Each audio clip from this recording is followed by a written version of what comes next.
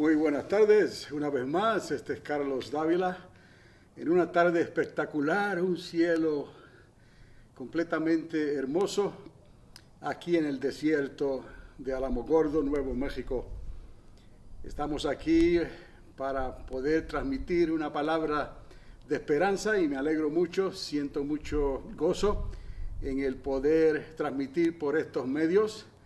Y todavía estoy, como quien dice, ¿no?, buscando los métodos y las maneras en la que pueda hacer esto de la forma más práctica y efectiva, pero que también tenga un sabor a un profesionalismo a mi alcance, porque estoy trabajando con lo que tengo en mano y claro está, cuando se trabaja de esa manera, pues no es muy fácil y a veces no es práctico lo que uno quiere hacer.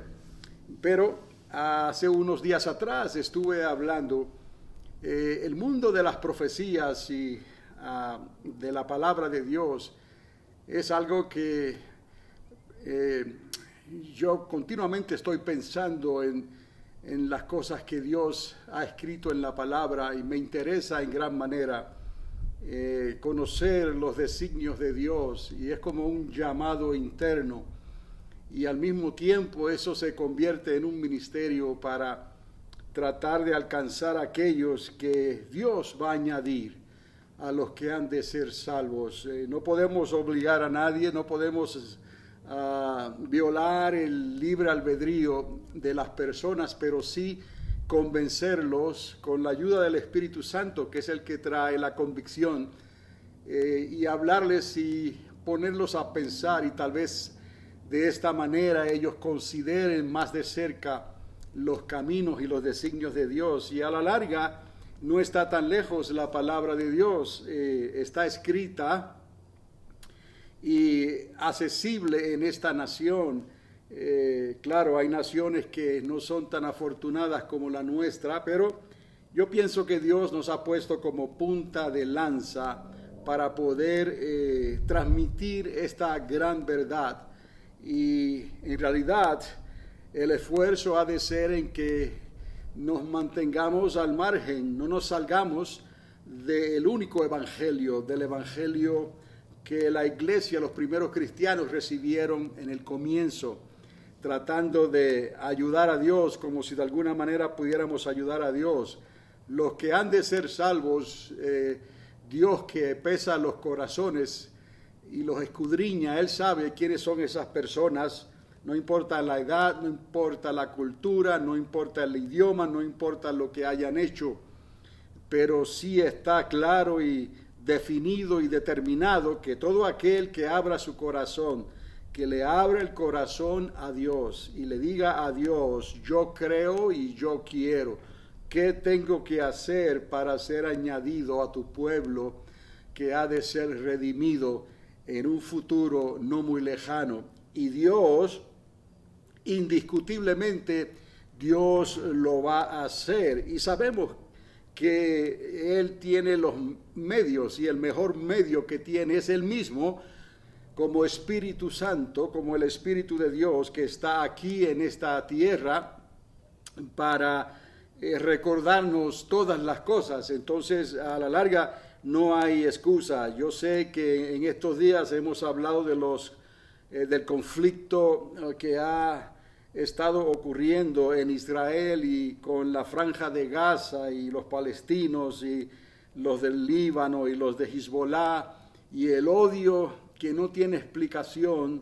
No entiendo por qué el gobierno de Irán detesta tanto a Israel, si en otros siglos atrás los mismos persas ayudaron a los judíos a reconstruir el templo y le ayudaron económicamente y en todo lo que pudieron. No encuentro explicación hasta el momento por qué el gobierno de Irán actual en estos momentos detesta tanto a Israel.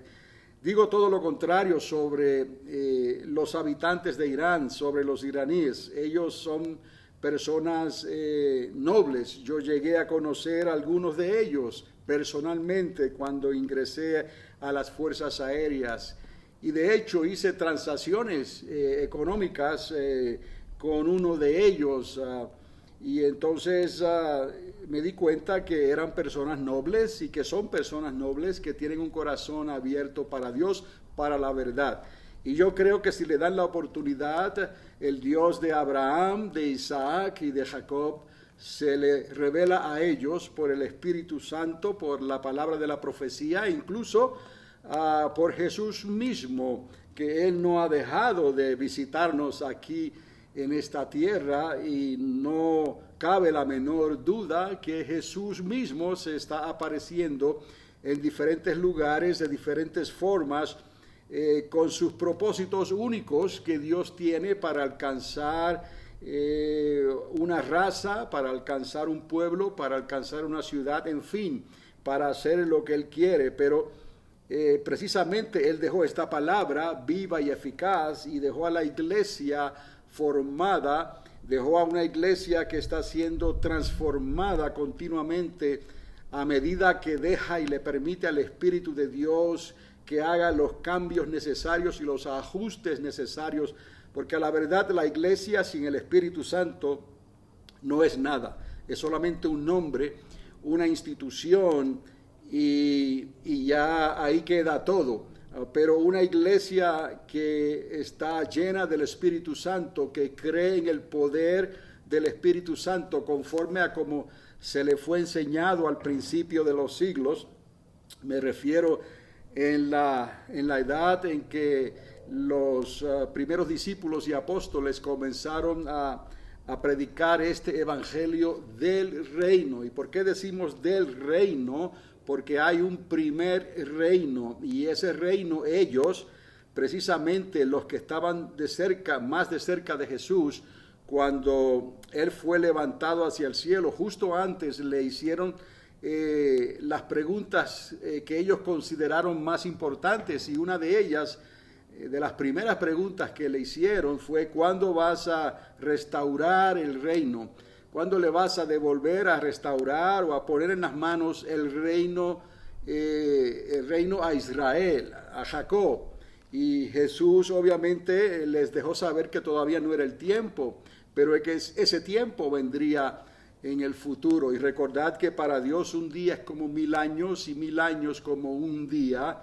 De cierta manera, desde ese tiempo han pasado 2 días, y miramos hacia atrás unos 2000 años, cuando Jesús de Nazaret estuvo aquí en esta tierra y cumplió con la misión especial que Él recibió de morir en una cruz romana, de pagar el precio por todos nuestros pecados, para que todo aquel que crea en Él, los que creamos en Él y perseveremos en la doctrina, en el único evangelio, entonces nuestros nombres permanezcan inscritos en el libro de la vida. Y de la misma manera que no negamos su nombre, Él tampoco nos negará a nosotros. Y nos ha dado al Espíritu Santo para que tuviéramos poder para poder resistir el día malo, poder para poder resistir este mundo tan hermoso. Si usted pudiera ver las montañas que yo estoy mirando, todavía el sol le está pegando tenuemente, pero es una vista hermosa y una calma y una quietud extraordinaria. Yo no sé, yo les digo a las personas que el desierto tiene algo exquisito para buscar comunión, uno con Dios en el Espíritu, y es algo que tiene también significado en los tiempos de Jesús de Nazaret. El desierto significaba mucho para ellos, para Juan el Bautista, para Jesús, para los discípulos, en fin, eran los lugares donde ameritaba uno buscar y estar a solas y a quietas con Dios, y es hermoso. Pero este mundo hermoso, así como está, todavía el príncipe de este mundo tiene las llaves, por decirlo así, de los reinos de la tierra, y a quien el príncipe del mundo se lo quiere dar, se lo da, pero ¿a qué precio? Entonces a nosotros, por otro lado, nos dio las llaves del reino de los cielos. Ahí tenemos no es un dilema en realidad, es algo, no es una paradoja tampoco, pero tenemos las llaves del reino de los cielos y entendemos lo que hay que hacer para poder entrar en él. De la misma manera que el príncipe de este mundo tiene las llaves de la tierra, por decirlo así, para ayudar a que todos los que se puedan quedar aferrados a las cosas materiales y a los deseos humanos se queden, porque pronto habrá una división notable, aunque Jesús de Nazaret no va a hacer los cielos nuevos y la tierra nueva todavía. Eso Él lo tiene preparado para después que Él entregue el primer reino, el milenio, su milenio al Padre. Y entonces vendrán los cielos nuevos y la tierra nueva, los libros serán abiertos y en fin es como una eternidad ya diferente, aunque es la misma, pero ya no habrá necesidad de mirar hacia atrás. Todavía estamos aquí en esta tierra y sabemos que viene un reino que va a ser temporero. Y cuando ese reino sea cumplido, entonces ya Jesús de Nazaret cumplió con lo que faltaba por cumplirse, que era restaurar completamente el reino a Jacob, como él lo dijo a las 12 tribus de Israel. Por eso los discípulos que estaban allí le estaban preguntando directamente, ¿cuándo entregarás el reino? Pues no era el tiempo todavía. Cuando venga Jesús de Nazaret a establecer su reino en esta tierra, Él tendrá esos 12 tronos disponibles que representan o van a representar a las 12 tribus de Israel. Esto sigue, el asunto de los judíos va a seguir por 1000 años más, el asunto de Jacob, va a seguir por 1000 años más, pero nosotros ya hemos sido invitados a entrar y a participar en ese reino, en ese primer reino. Claramente tenemos que entender la profecía y la palabra de Dios y no tengo el tiempo para ampliar aquí en todo lo que quisiera decir, pero Dios ha prometido que estos cuerpos todavía están vestidos de corrupción, o sea, fuimos hechos del polvo de la tierra. Y si alguien deja de vivir físicamente en estos cuerpos, el cuerpo perece y regresa al polvo de la tierra. Pero hay algo extraordinario y sobrenatural que a menos que se busque con la mente de Cristo y bajo la ayuda y la guianza del Espíritu Santo, no podemos entender. Y es que Dios ha hecho unas promesas extraordinarias. Lo más que les puedo recordar y quizás mostrar en cuanto a la historia bíblica es cuando Enoc, aquel profeta séptimo desde Adán, que Dios dice que él anduvo con Enoc hasta que llegó el tiempo en que Enoc se llevó, o mejor dicho, Dios se llevó a Enoc, lo traspuso. Creo que es una de las traducciones que se utilizan. En fin, no lo volvieron a ver jamás. Enoc desapareció porque Dios se lo llevó. Pero no fue porque Enoc muriese y su cuerpo sufriese corrupción. No, de ninguna manera. Es como que fue transformado y Dios se lo llevó hacia el cielo.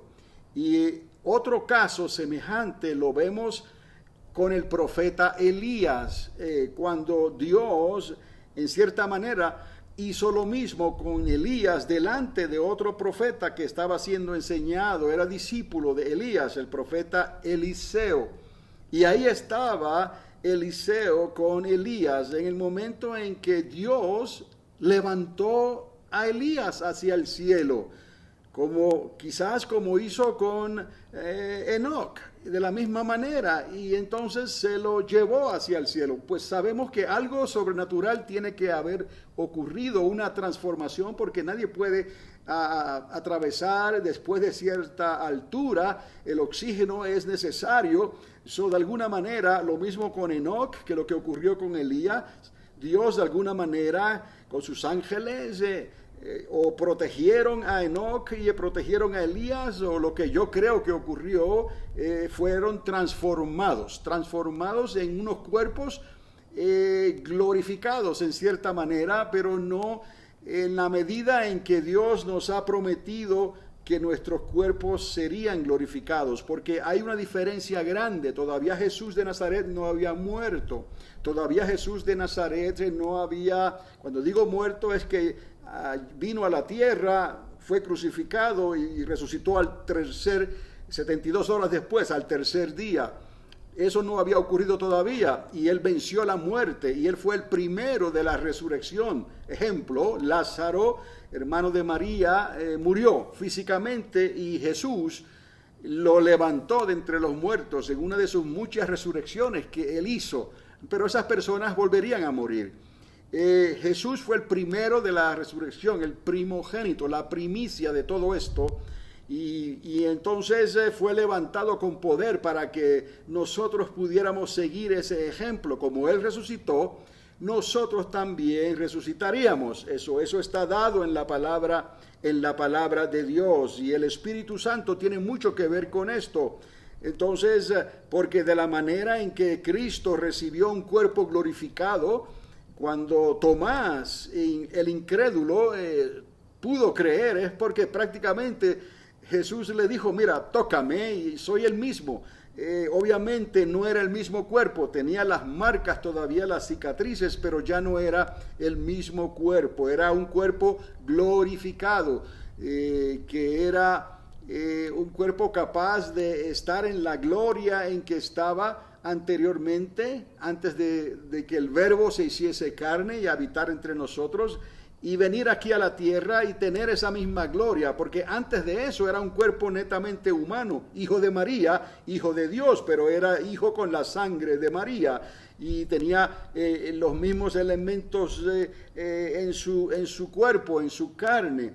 Y luego de la resurrección hubo una transformación más afinada con el cuerpo de la gloria que tenía antes de haberse hecho hombre y haber habitado entre nosotros. Eso es extraordinario, porque dice la misma palabra que el apóstol Pablo, por ejemplo, yendo camino hacia Damasco, recibió una visión, una visitación, mejor dicho, de parte del Señor Jesús en esa gloria controlada, pero seguía siendo su gloria, porque él no pudo resistir. Sus ojos se dañaron momentáneamente, quedó ciego, y pudo decir o los que escribieron que el resplandor de lo que vio era más brillante que el sol del mediodía. Esa es la gloria inaccesible, la luz inaccesible de Dios, y Pablo pudo ver un poquito de ella. Volviendo a esto, nuestros cuerpos que serán transformados en ese tiempo en que el Señor venga y nos levante, ¿no? A la final trompeta, en un abrir y cerrar de ojos, seremos transformados, ¿no? Como algo sobrenatural. No quedaremos con estos cuerpos antiguos, sino que seremos transformados en cuerpos glorificados, para entender entonces en cierta manera qué fue lo que ocurrió con Enoc y qué fue lo que ocurrió con Elías. Sus cuerpos fueron transformados de alguna manera, pero no podemos decir que en la misma medida en que nosotros seremos transformados, a la medida en que Jesucristo recibió un cuerpo glorificado, y de la manera en que eso ocurrió. O sea que estas cosas están en la palabra, y entenderlas o tratar de entenderlas sin verlas por el lente del Espíritu de Dios se nos hace increíble. Casi no lo podemos creer cómo estas cosas pueden suceder. Y en ese sentido, pues Tomás dijo, si yo no viera estas cosas, yo no las voy a creer. Pero basta lo que Jesús le dijo a Tomás y lo que nos dijo a nosotros, ¿no? Y nos dice a nosotros, Tomás, que sé una persona creyente y no incrédula. Dios nos está llamando a ser creyentes y no incrédulos. Hay muchas cosas que están aquí en la palabra que no las podremos entender a menos que no sea bajo el lente de la palabra de Dios, bajo el lente del Espíritu Santo, y con la medida de fe que Dios nos ha dado.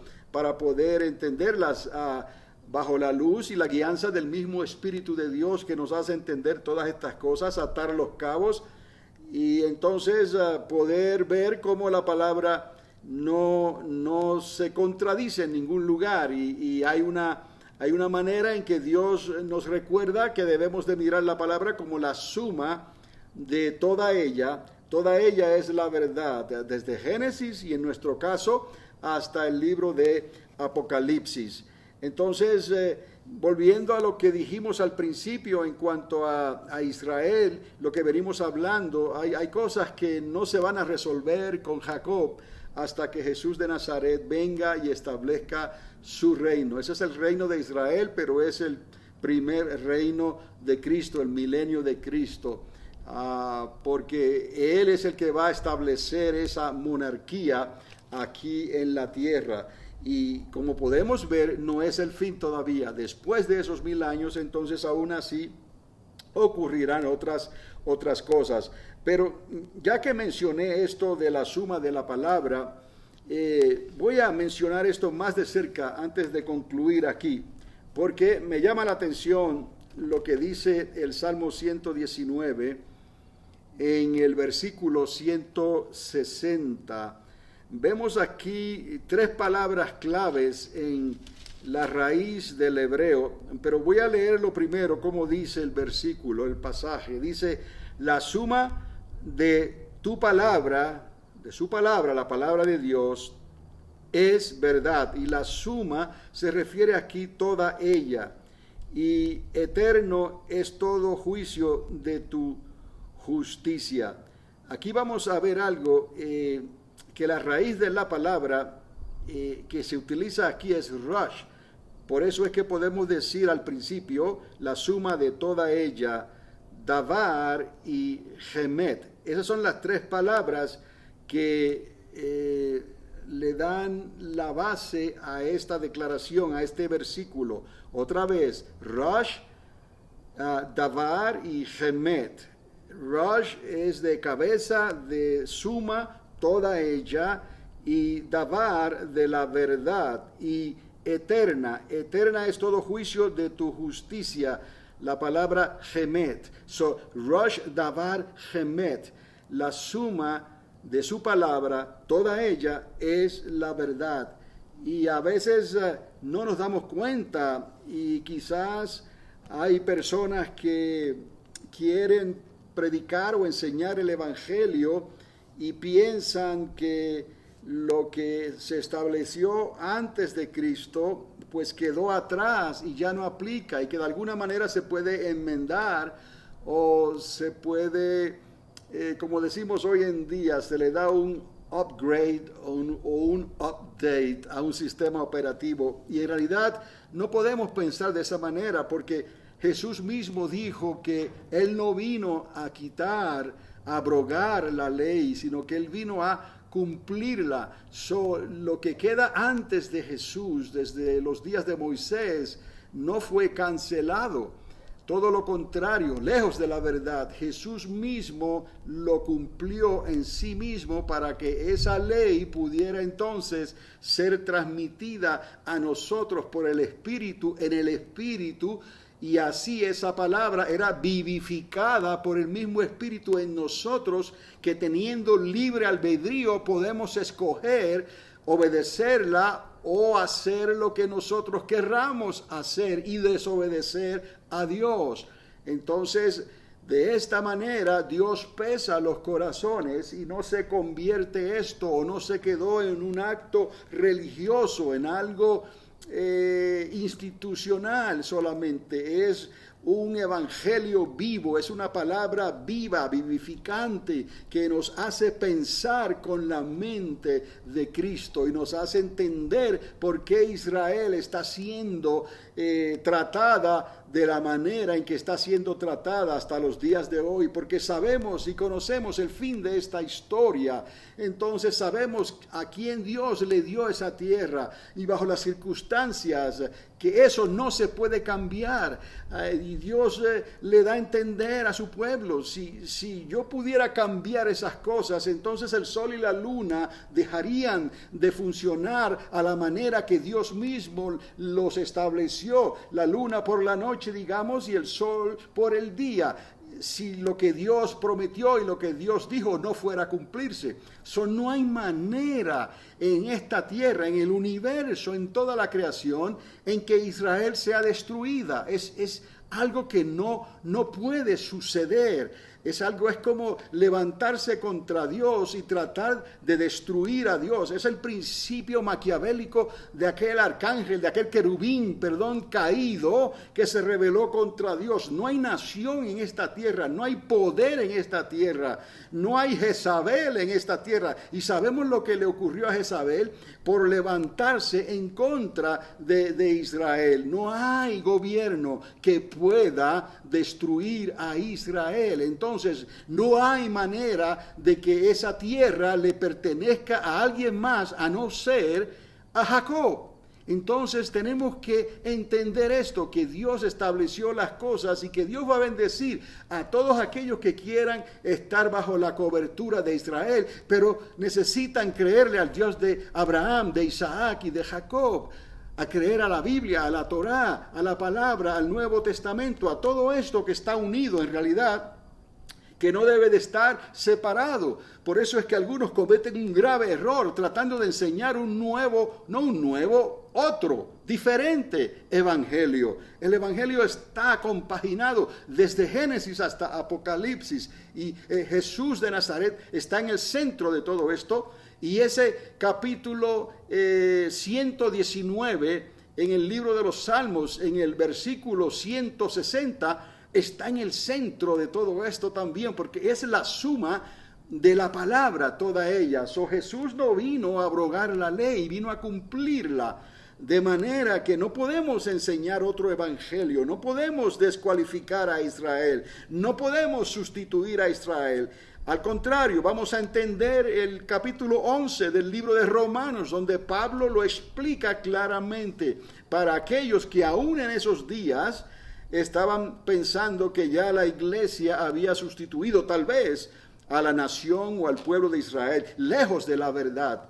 Entonces, amados, esto nos va a ayudar a entender, a poner el enfoque donde debe de estar. Y cuando tengamos que hablar de Israel y de lo que está pasando en el Medio Oriente, hablar siempre favorablemente de Israel y no entonces darle o llamar, mejor dicho, lo que está incorrecto, llamarlo correcto, y lo que está correcto, llamarlo incorrecto. No debemos cometer tal agravio.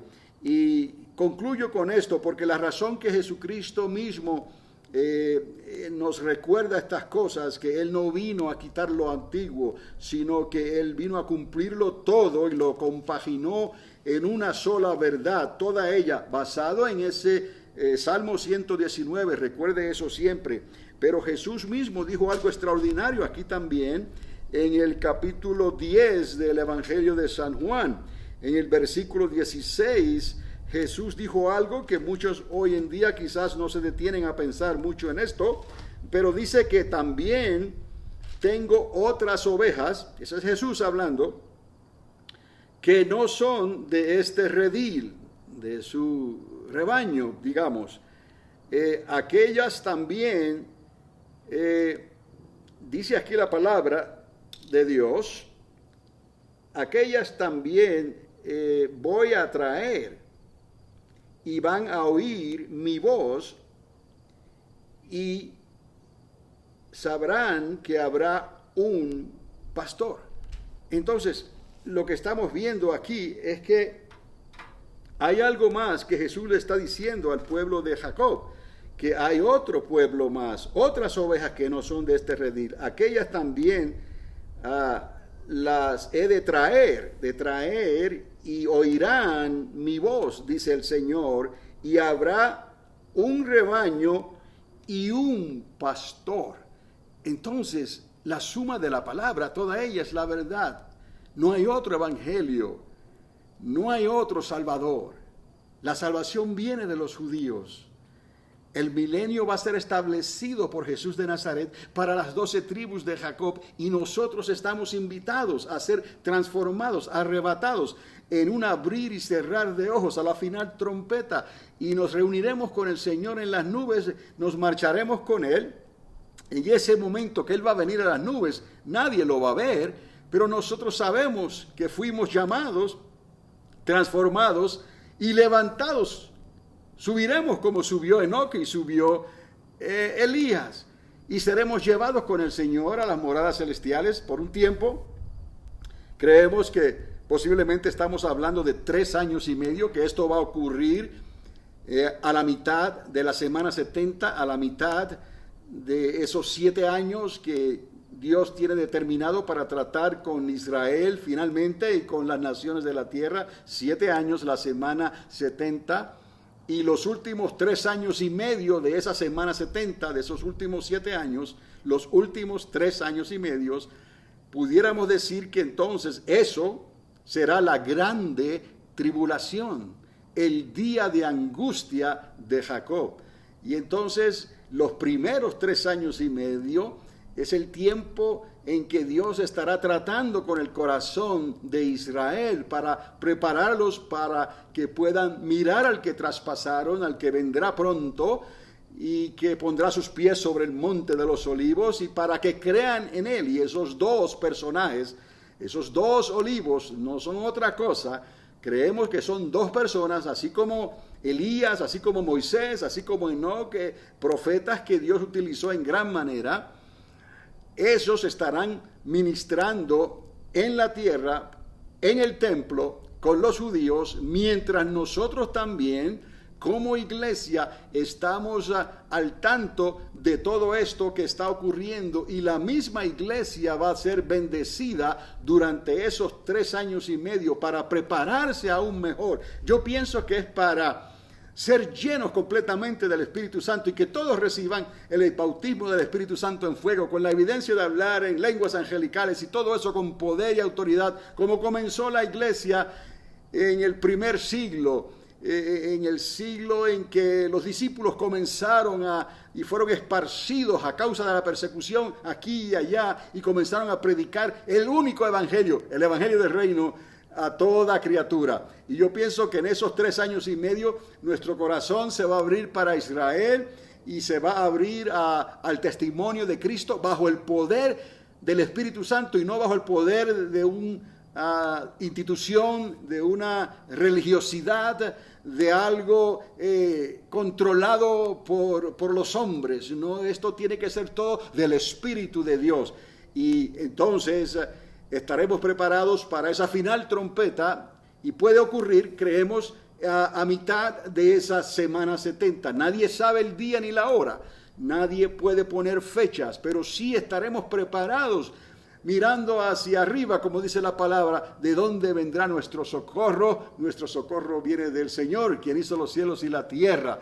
Entonces ve cómo todo esto va cayendo en su lugar y tiene una explicación, y si podemos, si dejamos que Dios trabaje en nosotros, podremos dar el testimonio verdadero del único evangelio, y no estar tratando de ayudar a Dios mezclando el mensaje del reino de Cristo, el evangelio único y verdadero, mezclándolo con otras ideas y pensamientos y conjeturas que no están en la palabra de Dios. Y de hecho, muchas de ellas han sido declaradas como abominación ante los ojos de Dios. ¿O para qué? ¿Para qué contristar al Espíritu Santo? Todo lo contrario, vamos a depender del Espíritu Santo, vamos a invitarlo, vamos a ser llenos por Él, vamos a dejar que Él se manifieste en nosotros, que nos ayude a orar y a interceder en el Espíritu. Es la diferencia. Entonces, todo esto irá tomando forma según Dios nos está preparando para lo que viene. Él tiene ovejas que no son de este redil, le habló a Jacob. Entonces, ahí estamos nosotros también hasta el día de hoy, y los que faltan por entrar por el verdadero testimonio de Cristo Jesús, bajo el poder del Espíritu Santo, que es el único que puede traer convicción de pecado, de justicia y de juicio. Este es Carlos Dávila, una voz que clama en el desierto, preparando el camino al Señor. Una vez más me despido y será hasta la próxima. Que Dios les continúe bendiciendo ricamente.